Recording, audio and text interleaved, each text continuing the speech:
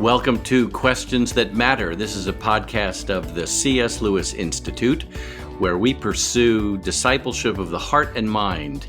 And today, my conversation partner is Greg Koukl. Greg, welcome to Questions That Matter. Thank you, Randy. I love the name of your program, Questions That Matter. Of course, you wrote Questioning Evangelism. It's a fabulous book. We are kindred spirits in this regard. And it's been a long time since we actually connected. I remember a joke you told when I sat in on your session. It was wonderful. It was the EPS conference many years ago. Maybe that was the last time we saw each other. And you said, I've heard all the Jewish mother jokes, and they're true, and they're not funny. Yeah, yeah. That wasn't a joke, Greg. Let me tell you, and years of therapy have only confirmed that. Well, it was quite a while ago that we were together at the same conference, and I think there's a reason why we haven't been at the same place, because you and I say very similar things, and we both talk about the importance of questions. And I think organizers of this conference felt like, okay, we shouldn't have Randy and Greg on the same bill because people are going to feel like they're not getting their money's worth. That's right. I ended up speaking on some New Age concepts. So anyway, but I sat in on your session. It was wonderful. So nice to see you again, Randy. Oh, good to have you. And let me tell our listeners, if they're not familiar, Greg holds degrees in apologetics and philosophy. He's a adjunct professor in Christian apologetics at Biola University. He's had a long career in the world of apologetics, particularly leading one of my favorite ministries, Stand to Reason. We'll put a link to that in the show notes. First, Greg, give us a little commercial about Stand to Reason. I think it's just a great resource for people to access answers to questions. Thank you. Give us a little background of it. Yeah, actually, we're in our 30th year right now. It's our 30-year anniversary. It's just hard to imagine that God has taken us along for all that time. And for me, it's been like Mr. Toad's wild ride. I started because I wanted to try to, crazy. I wanted to try to make a contribution to the conversation in our culture about important things. And I saw a lot of the Christians that were engaging publicly in conversation, their answers were often shallow and they were shrill.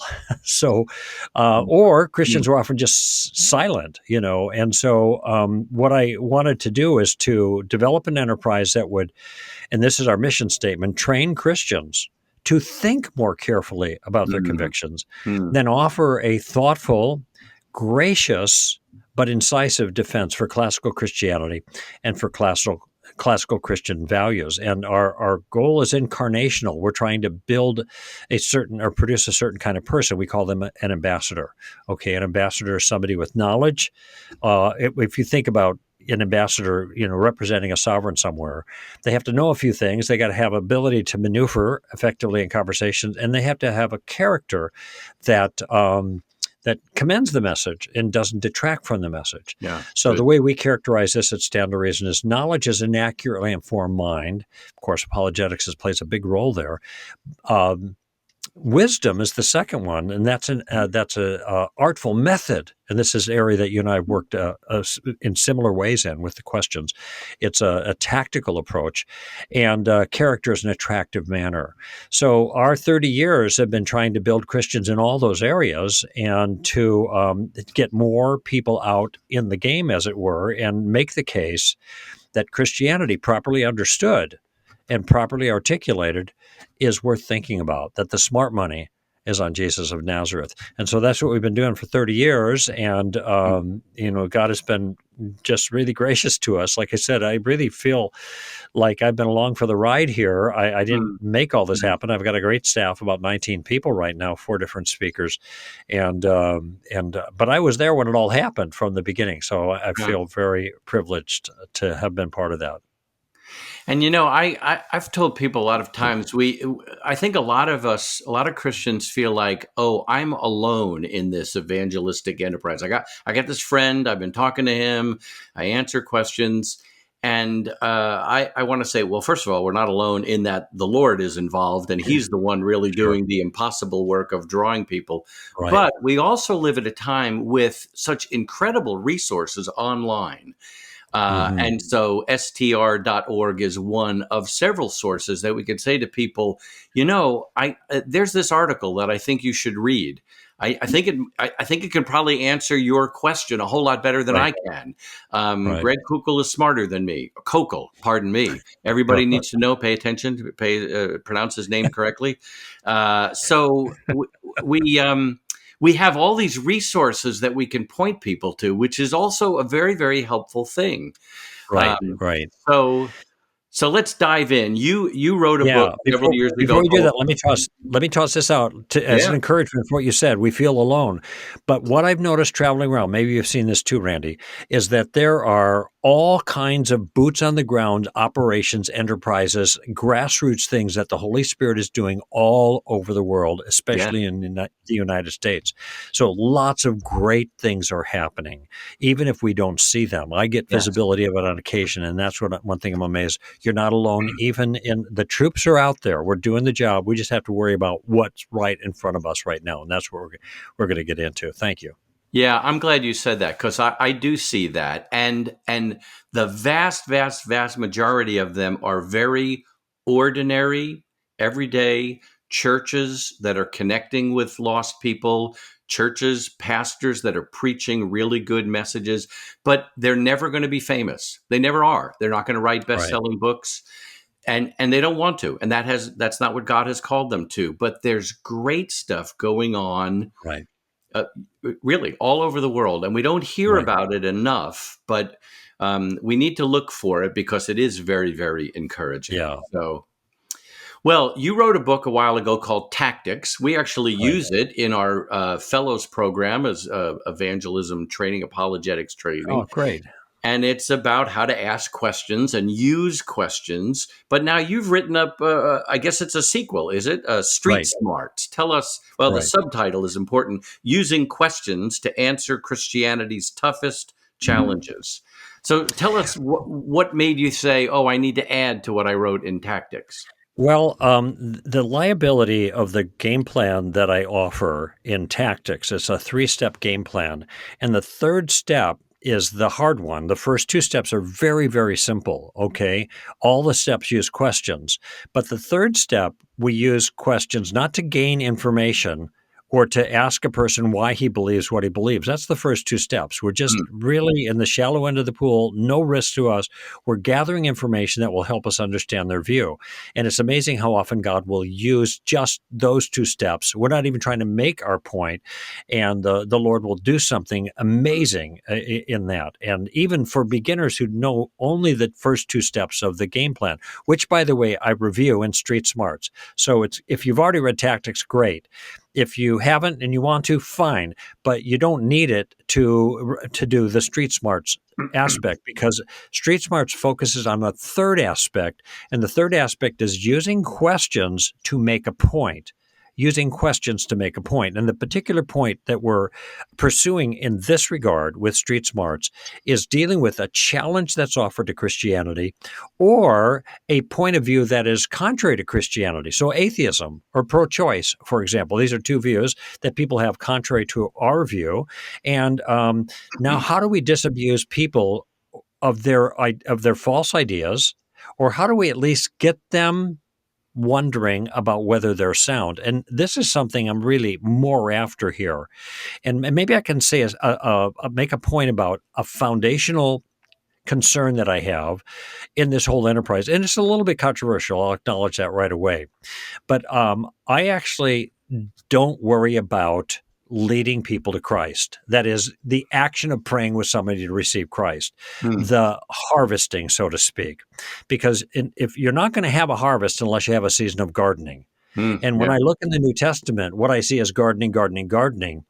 And then when people come to Christ, a lot of times the fruit just falls into the basket. That happened to me 50 years and about a week ago. I just had my first 50th birthday as a Christian.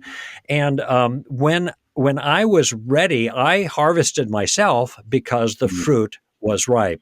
And Randy, when I take polls now, every time I give this talk, I take a poll. I did two different presentations this last weekend, and I asked people how many who are Christian, did not become Christian by walking down the aisle for an altar call, or praying with someone to receive Christ as Lord and Savior, which are Huh. motifs that most of us Right. imagine are the kind of standard ways of this happening. Yeah. And 60 to 70% average Yeah. raise their hand. In Oh, other words, so good. they were harvested by the Holy Spirit. I mean, it's amazing. I was shocked, but they were harvested by the Holy Spirit.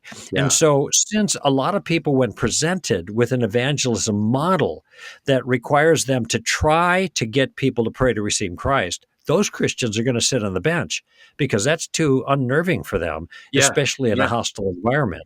When Oh, I this tell them, don't worry about that, worry about the gardening and then give them a tool to garden. I'm telling you, the audience just comes alive with that. And I've had people oh, tell that's me, so because good. that's the emphasis in the tactics book here, the audience, I've had time and time again, people tell me, and I'm sure you've heard it as well, this book changed my life. When I Mm, started adopting this approach to engagement, using questions and not really trying to close the deal, everything changed for me, mm. including their effectiveness for the gospel's sake.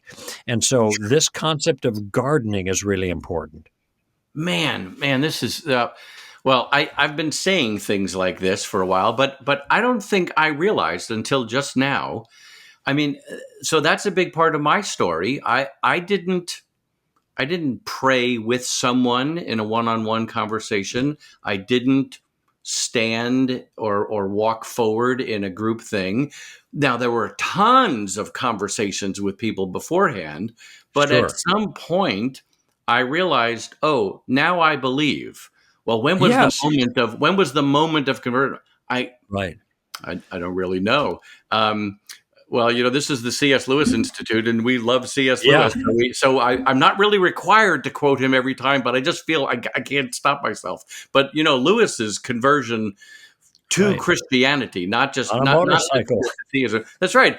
I got in the sidecar of Warney's motorcycle, and we went to the zoo. When I got in the sidecar, I was not a Christian. When we got to the zoo, I was.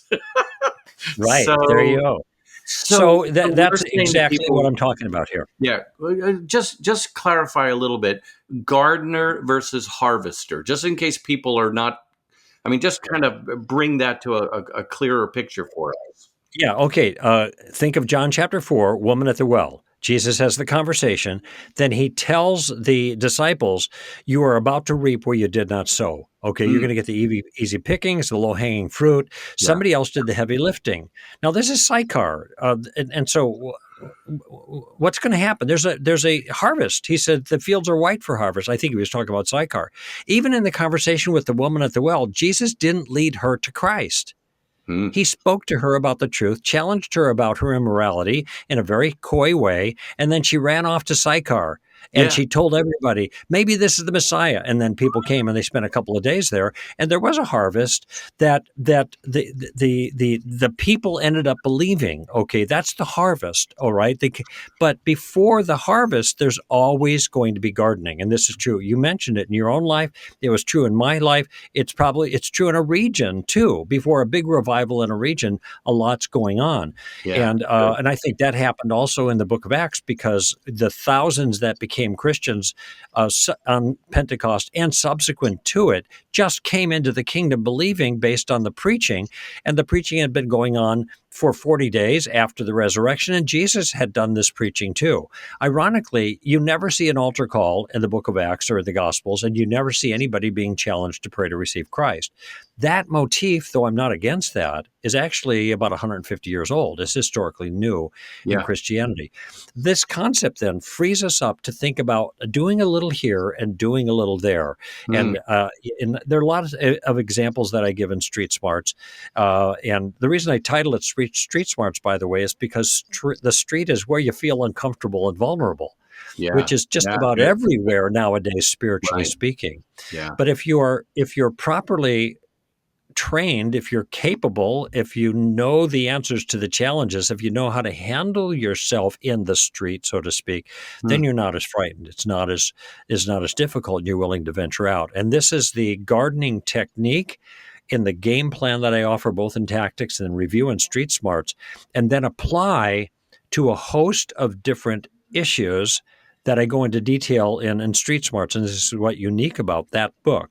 So I have 2 chapters on atheism. I have a chapter on the problem of evil. I have a chapter on whether you could be good without God. I have 2 chapters on abortion. I have 2 chapters on issues with the Bible, and say slavery and alleged genocide in the Bible, or science in the Bible. And I have I have a chapter on gender and sex and marriage, and so the whole point is I'm trying to cover the bases that people are going to encounter in the street. Yeah. But when you are, so to speak, armed with a game plan that includes the answers to the challenge, you know what's wrong with these challenges. That's where I go into depth into the book. But then I say, okay, now here are the questions you can use to begin to expose the problems with these views, and hear the dialogues as they might unfold. It helps people have stepping stones for every single one of these issues so that they can have genial yet productive conversations in an atmosphere that they thought in the past was really unnerving or even frightening. Yeah. This gives them man. street smarts. Good. Are you ready to grow in your faith? Well, here's a resource that could help you on your spiritual journey. We call it Journey. It is a 9-month small group program designed to help you become a better grounded disciple of Jesus Christ who faithfully follows and actively serves God. Each week, you'll grow through Bible readings and short assignments with world-class teachers. We've put together these resources for you. They're very accessible. And through the journey adventure, you can discover the same joy and power that the early disciples experienced as they followed Jesus. So, if you're ready to get started, may it be that God would be with you as you explore that. Here's a link. You'll want to go to our website, cslewisinstitute.org/journey-signup. I sure hope you got that. Let me repeat it. cslewisinstitute.org/journey-signup. Good. Boy, you're touching on so many things. And so today's episode of Questions That Matter is going to be 7 hours long. Hang in, everybody. Oh, no, just kidding. But I want to go back again. Gardener versus harvester. Sure. The terms in John chapter 4 are sowing and reaping. That's right. Same idea. If I'm remembering correctly, Jesus said that the sowing is the harder work.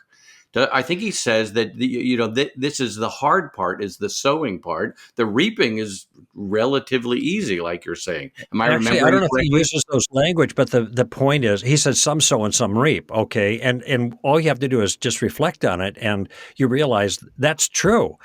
I mean, even in agriculture, it's the gardening that takes a long time. When the fruit is ripe, it just falls from the vine. Yeah. Ripe fruit is easy to harvest. Okay, that's Yeah. really critical. And that's why it happens so automatically with so many people, 70% of the time. It's just automatic. And in your life and in my life, I talked to Kirk Cameron the other day. I was on his show, and he said that same thing happened to me. So even Good. people in public visibility, it turned out that that's the way it happened with them. So for me, the key is, and this is an important concept that I have in both books, what is my goal then when I'm talking with someone about spiritual things? My goal isn't to lead them to Christ in that moment. My goal is the way I characterize it is put a stone in their shoe. Yeah. In other words, I want to annoy them in a good way. Right. So that they keep thinking long after your conversation with them is over. Exactly right. Exactly right. Now, some people might call it, well, that's planting a seed.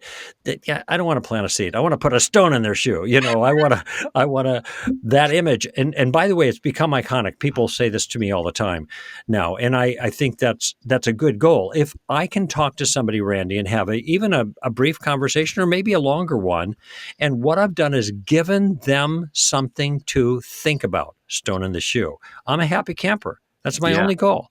And then if they want to talk more, fine. But I try not to overwhelm people too much in one setting. And it doesn't mean that I have to make sure I get the gospel, squeeze that into every conversation. Jesus didn't do that. I don't see why I have to do that either.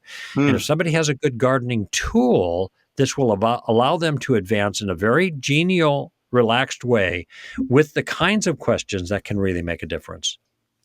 So I want to go back a little bit because you said it was a three-stage game plan.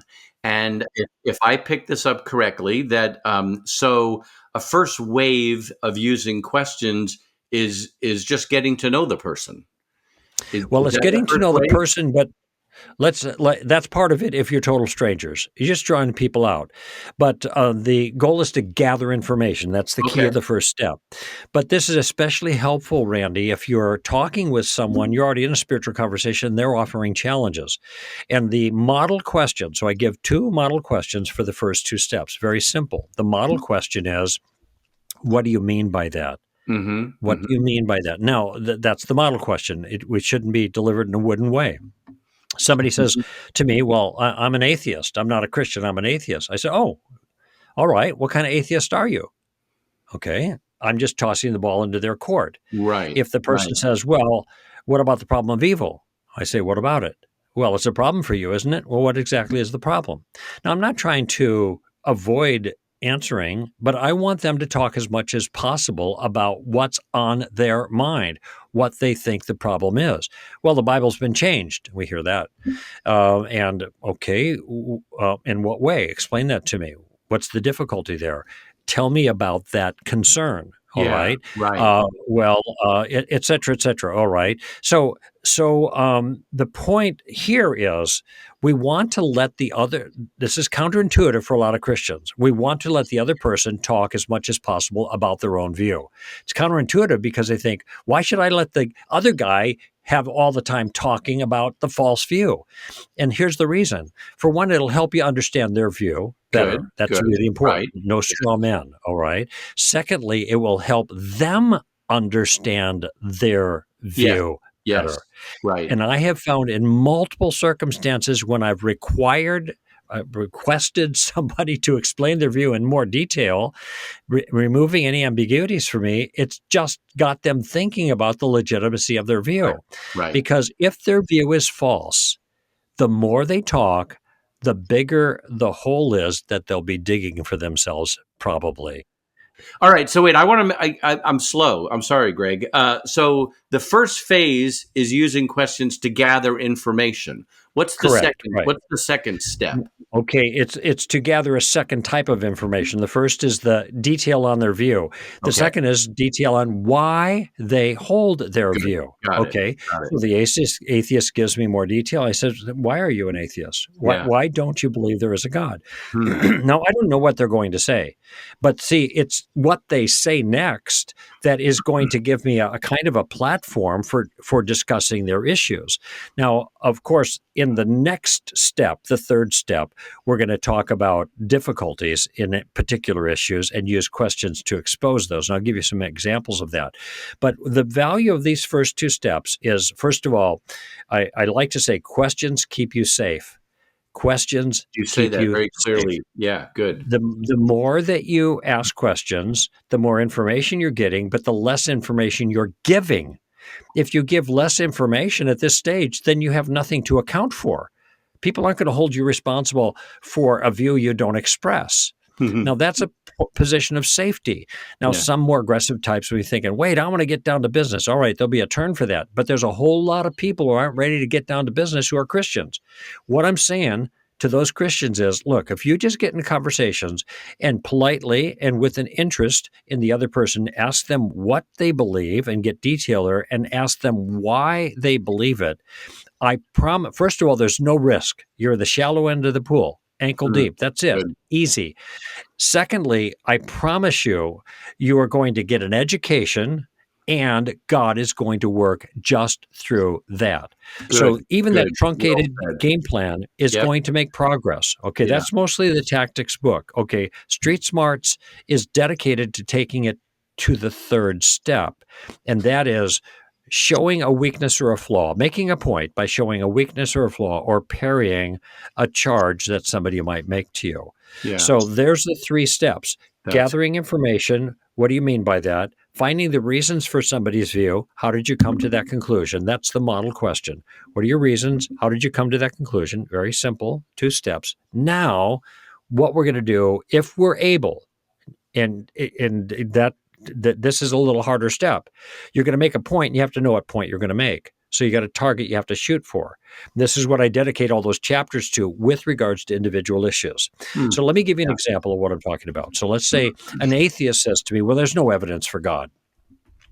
Now, I happen to know, and I go into detail in the book on the backstory for all of these issues, that one of the most powerful evidences for the existence of God is the fact that the universe had a beginning. All right. Big Bang cosmology, whatever you want to call it. Some Christians don't like that. That's all right. Does not matter. Don't worry about that. Hmm. Because what matters is both the Christian and the non Christian believe the universe had a beginning. Yeah. Yeah. Okay. That's right. That's what Common we want to ground. work with. Yeah. Okay. Common ground there. Okay. So, with that in mind, here is how my conversation would go. Very simply, the atheist says, well, there's no evidence for God. I said, do you mind if I ask you a few questions? No, go ahead. Now, there you go. You know it's coming. You're thinking, Randy, you're thinking, if I say, do you mind if I ask you some questions? They ought to duck, right? You know, But but let so me I'm let me just dive in here. When you say, "May I ask you some questions?" When they say yes, that has an effect on them. It's okay. I gave this guy permission to exactly, push this further. So I um it can have a softening effect. of And again, course, yeah, we're not trying to do this so that we gotcha. We're really right, trying to love this person and right, serve them by allowing our questions and their wonderings to help them move out of darkness into right. light. That's right. So It's not a gladiator event. And too many public discussions. You know what I'm talking about, right? Who can draw first blood? They're the winners. You know, this is not oh, even for Christians do this. I'm Not a gladiator sorry to event, say right? you're right. Okay. So we get permission. Okay, the first couple of questions are pretty easy. I tell them, just play along with me, okay? And I said, okay, first one is, do you think things exist? Now, when I was at University of Toronto and I had an atheist at the microphone, he was really reluctant to follow my lead of asking questions. So finally, he said, "Okay, this microphone exists." You know, it was in front of him. I said, "Okay, I can work with that. I agree with you; it does exist." So we're on the same page, right? I said, "Secondly, the things that exist, whatever they are, have they always existed?" No, they haven't always existed. In other words, they came in to being at some point in time in the Some past. point, Yeah, yeah. right. So there was when there was no universe, and then there was a universe. Yes, well, I agree with you on that one too. Okay, notice I was asked a couple of little clarification questions to get these points firmly on the table, as it were. I said, okay, now here's the third question, and this is the most important. Okay, what caused everything to come into existence? By the Yeah. way, there's only two options. I tell them, either something or no thing. Huh. Something did or no thing did. Now, what do you think? What's your answer? Now, they don't want to say something because they're atheists, right? They're Yeah. skeptics or whatever you want to call them. Yeah. And if it's something outside of the material universe. That means Yeah. materialism is dead in the Right. water, and that means it would have to be something pretty powerful and pretty smart, and probably a person to initiate the creative Yeah. series of events. Yeah. And so they don't want to go there. But there's only one option left. The universe came into existence with no cause, for no reason, with no purpose. That's Yeah. all that's left to them. All Right. right. Right. Now, I'm not trying to prove God's existence. Yeah. I'm asking the question, which is the best explanation for the way There you things go. are? Right. You Yeah. know, maybe things could come into existence out of nothing. By the way, if it did, then it is for no reason and no purpose. Yeah. Okay. No cause, no reason, no purpose. And you're kind of stuck with that you Yeah. can go other places with that realization. But nevertheless, that maybe it's possible, but it isn't the odds on favorite. That's Hang the on. point I'm trying to make. Let me Go jump in ahead. again. I think there's a very, very powerful word you just said in our efforts to reach out to people, and it's the word maybe. I think we should use that word so Sure. that if someone says, well, I think there's no purpose. Or, well, maybe, but maybe there is purpose. Maybe there is. Which one do you think is more fitting with the reality that we see? Exactly. I like And the word fitting. Right. fitting, resonates with what we see and what we know. And for me, Exactly. there's a freedom of, okay, I don't have to prove that your atheism is completely, totally, completely wrong.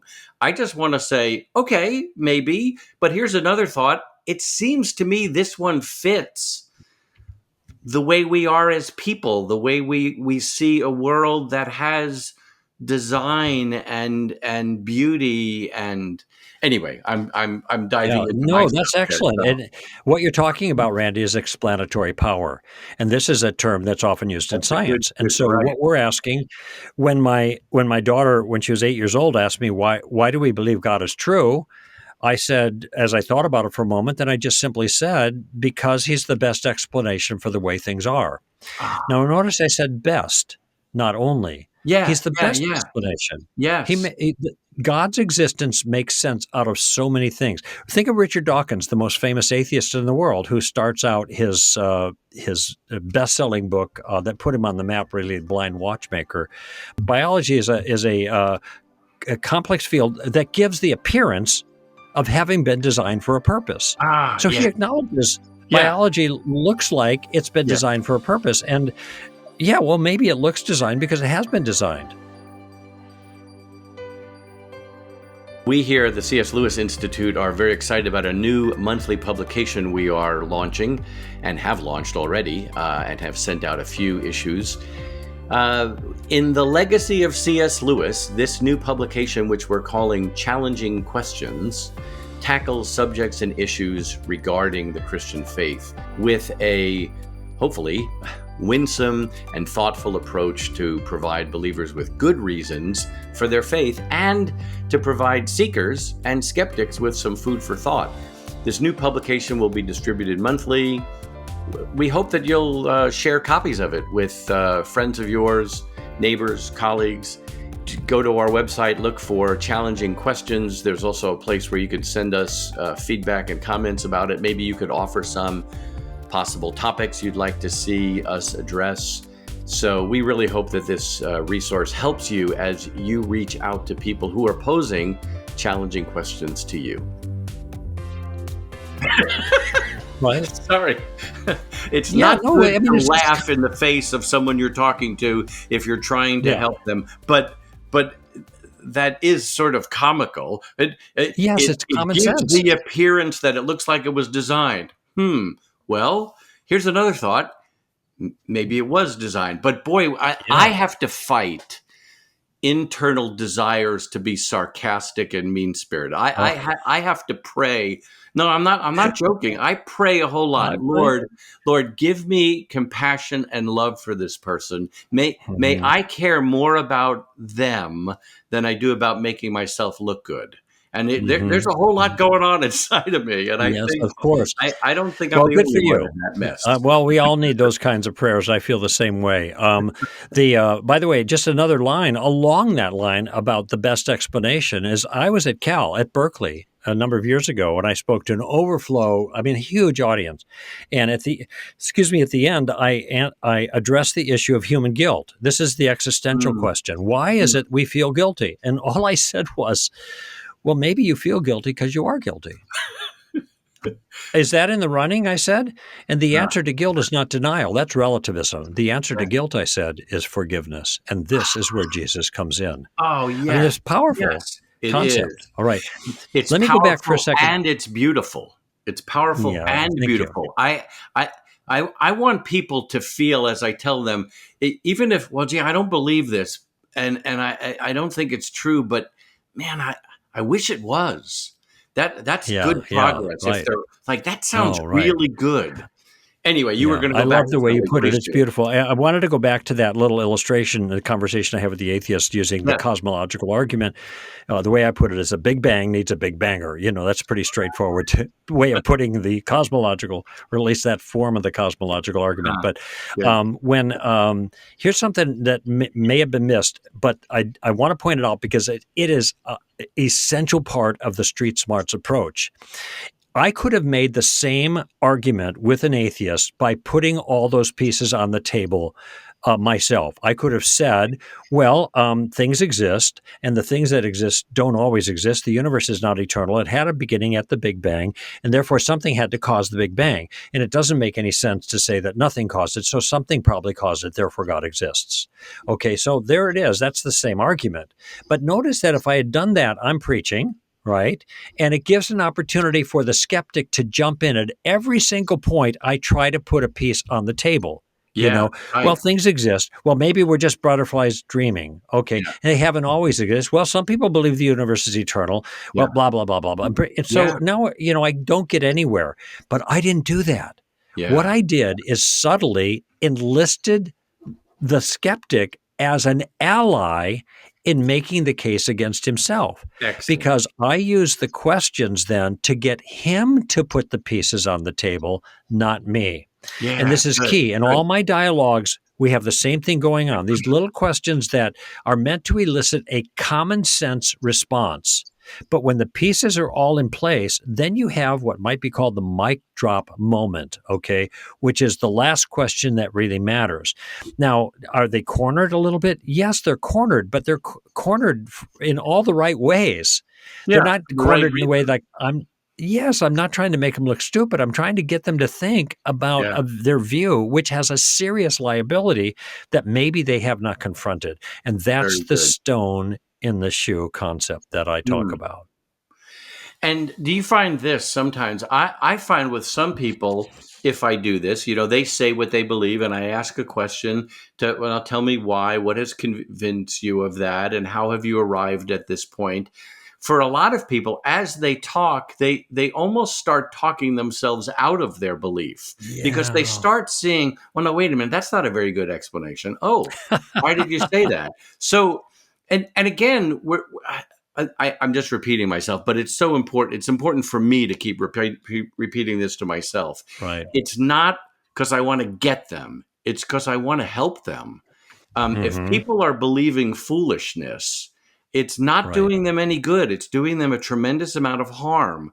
And if I can have Hmm. a conversation where they go, oh, maybe that's not so good, I'm Hmm. helping them. And that's a crying need in our time. I think people are believing Yeah. some things.